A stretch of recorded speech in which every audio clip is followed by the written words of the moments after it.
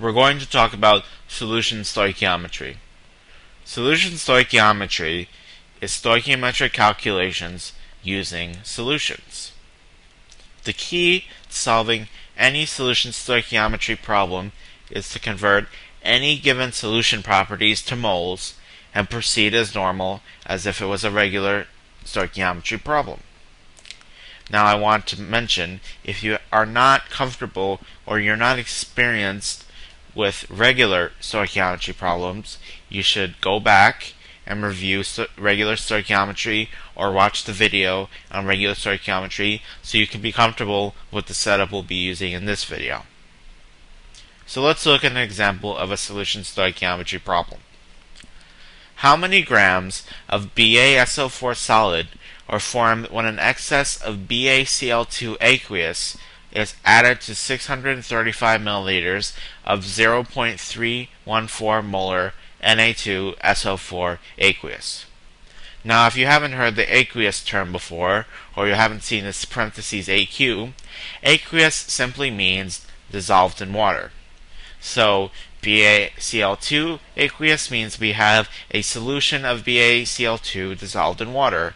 NaSO2SO4 just means that we have a solution of Na2SO4 aqueous which is dissolved in water. Aqueous means dissolved in water. We're given a reaction as well.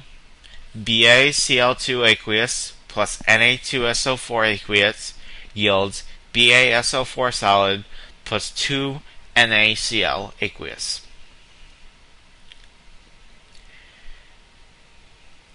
Step 1. If necessary, balance the given reaction. If we look at the given reaction, we see that it's already balanced, so we don't need to do this step. Step 2. Convert any given solution properties to moles. So what do we mean by that? We've mentioned that before as being the key to solving these problems. So what do we mean by this? We see in the problem statement that we have 635 milliliters of 0.31 molar Na2SO4. We want to take that statement and convert it to moles of Na2SO4. We're going to do this by using the molarity in the liters of solution that we have available. We have 0.314 molar and 0.635 liters of solution. If you remember from our molarity video, we know that if we multiply molarity times liters of solution, we're left with moles of solute.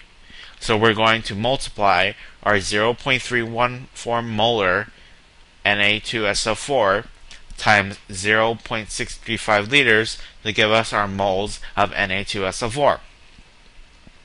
So we're going to do that here. 0.314 times 0.635 liters gives us 0.199 moles of Na2SO4. So I'm going to put 0.199 moles of Na2SO4 under Na2SO4. And we're just going to leave that there because we're only going to be concerned with moles now. As we said before, in solution stoichiometry problems, it's all about converting the given solution properties to moles and proceeding as normal. So now that we've identified our moles in solution, we're going to proceed as normal. Step 3. Solve the stoichiometry problem. We're just going to proceed as normal. So if we look at what we're reacting and what we want to find, we want to react Na2SO4, and we want to find out how many grams or how many moles before that of BaSO4 we form. So if you remember from our stoichiometry video, we do this setup with A, B, X, and Y. We have A, we're looking for B. A is Na2SO4, B is BaSO4, X is the coefficient in front of Na2SO4, which is 1, and Y is the coefficient in front of BaSO4, which is also 1. If we multiply our 0.199 moles of Na2SO4 by Y over X, or 1 divided by 1, we still get 0.199 moles of BaSO4 formed.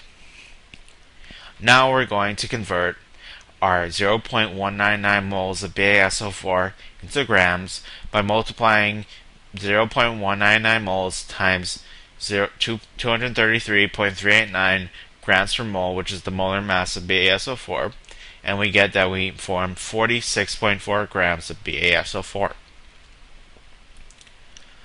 Let's try another solution stoichiometry problem.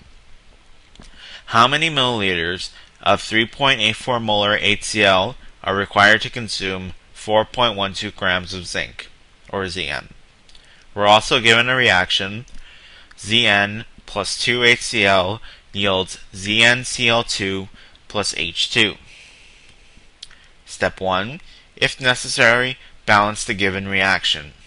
If we look at the given reaction, we see that it's already balanced, so the work is done for us and we can move on to the next step. Step 2. Convert any given solution properties to moles.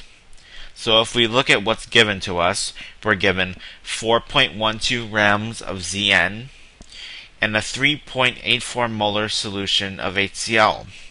We're not given a specified volume or a specified number of moles of HCl present. So in this case, we can't solve for the moles of HCl that are present in the solution. So we have to do something else. If we look at our 4.12 grams of Zn, and we look at the fact that the problem states that 4.12 grams are consumed, we can relate our 4.12 grams of Zn to moles of HCl that also must be consumed. If we can find our moles of Zn, we can find our moles of HCl. So we're going to skip that step for now and move on to step 3. Solve the stoichiometry problem. So we're going to find a stoichiometric relationship that allows us to find how many moles of Zn are consumed and find out how many moles of HCl must also be consumed. To do this, we first have to convert our 4.12 grams of zinc to moles, and we do that by dividing 4.12 grams by 65.39 grams per mole, the molar mass of zinc, and we have 0.063 moles of zinc. So we're going to replace 4.12 grams up top with 0.063 moles. Now we can create our stoichiometric relationship. We know that 0.063 moles of Zn are consumed, so we can find out, using stoichiometric relationships, how many moles of HCl must also be consumed.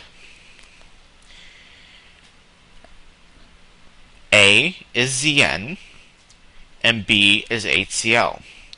We are given 8Zn and we're looking for HCl.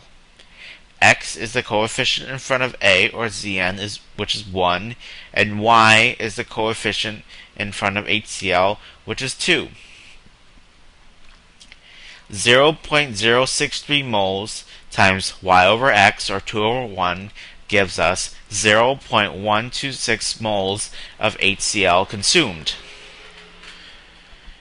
Now we substitute in our moles up top, and now we're left with a solution that we know is 3.84 molar and that has 0.126 moles of HCl.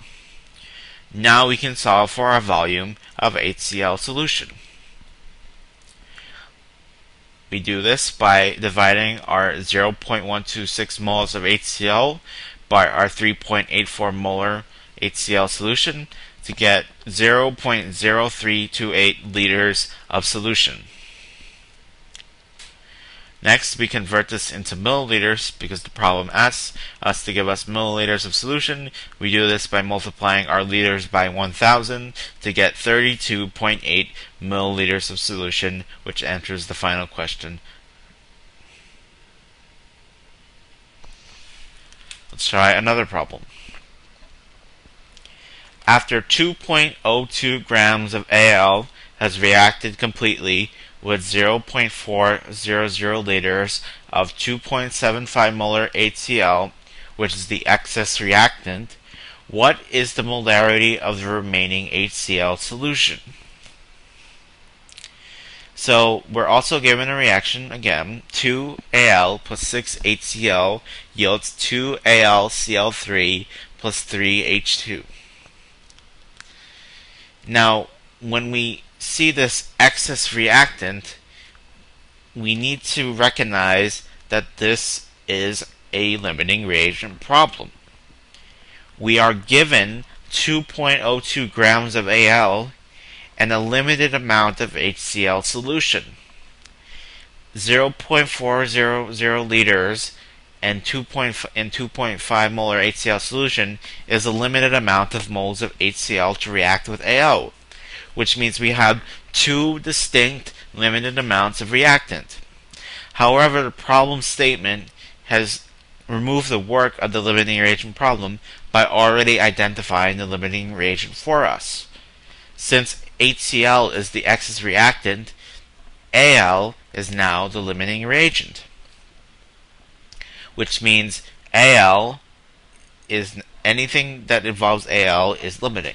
So we're going to put Al in blue. Step 1. If necessary, balance the given reaction. We can see that our balance reaction is already provided for us here again, so we don't need to do any work. Step 2. Convert any given solution properties to moles. If we look at our given, we have 2.02 grams, which is some amount of moles of Al, and we have 2.75 molar HCl, which is 0.400 liters, and we don't know how many moles there are. In this case, we can find out how many moles of HCl we have in the solution by multiplying 2.75 molar HCl solution times 0.400 liters, and we get that we have 1.1 mole of HCl. And for Al, we have 2.02 grams of Al divided by 26.982 grams per mole, which gives us 0.0749 moles of Al. So if we sub both of those numbers in, we have 0.0749 moles of Al and 1.1 moles of HCl. Step 3. Solve the solution stoichiometry problem. How many moles out of 1.1 mole of HCl will react with 0.749 moles of Al? Since we're looking for the molarity of the remaining HCl solution, we need to find how many moles of HCl are remaining when all of this Al is reacted. Since we know that Al is the limiting reagent, we know that all of it reacts, and some amount of HCl will be left over. So the question we need to ask is, out of the 1.1 moles available of HCl, how many of those will react with 0.0749 moles of Al? We have Al, and we want to find HCl. A is Al, B is HCl. X is the coefficient in front of Al, which is 2, and Y is the coefficient in front of HCl, which is 6. We multiply 0.0749 moles of Al times Y over X, or 6 over 2, to get 0.225 moles of HCl consumed. Now that we've identified that we consume 0.225 moles of HCl, how many moles of HCl are left? Well, we start off with 1.1 moles and we consume 0.225 moles, so we simply subtract 1.1 and 0.225 to get 0.875 moles of HCl left over.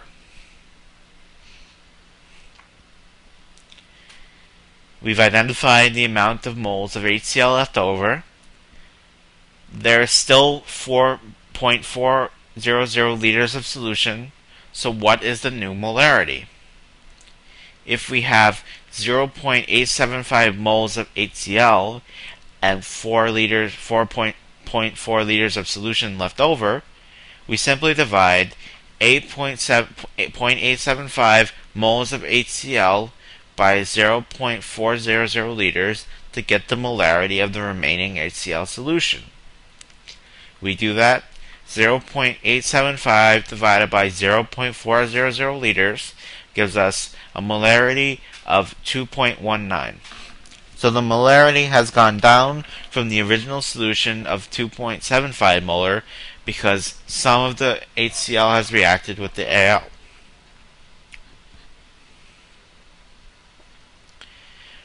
Another problem. The reaction of calcium carbonate and hydrochloric acid produces calcium chloride, carbon dioxide, and water. How many grams of carbon dioxide are produced when 4.35 grams of calcium carbonate is added to 75.0 milliliters to 1.5 molar hydrochloric acid? In this problem, we are not given a reaction. We're given a description of a reaction. So what this means is that the problem has left us to write the reaction and balance it if necessary. Calcium carbonate and hydrochloric acid yield CaCl2, calcium chloride, carbon dioxide, and water. Step 1. If necessary, balance the given reaction.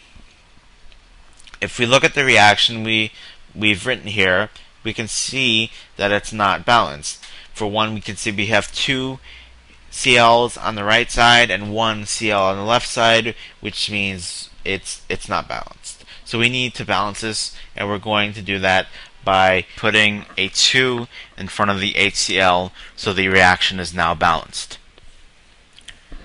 Step 2. Convert any given solution properties to moles. If we look at our givens, we have 4.35 grams of CaCO3, which is some amount of moles of CaCO3, and we have 1.50 molar of a 75 milliliter solution of HCl. And that is also some amount of moles of HCl. So we're going to want to find that amount of moles of HCl. We do that by multiplying the molarity times the liters of solution of HCl. Since we're given 75.0 milliliters, the first thing we need to do is convert that to liters. We do that by dividing by 1,000 to get 0.075 liters of HCl solution. Next, we're going to multiply our molarity times our liters of solution to get moles of HCl.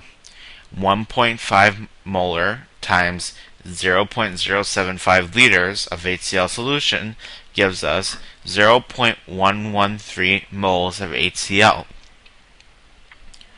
We're next going to find the moles of calcium carbonate present. We have 4.35 grams, and if we divide that by 100.086 grams per mole, the molar mass of CaCO3, we get 0.043 moles of CaCO3.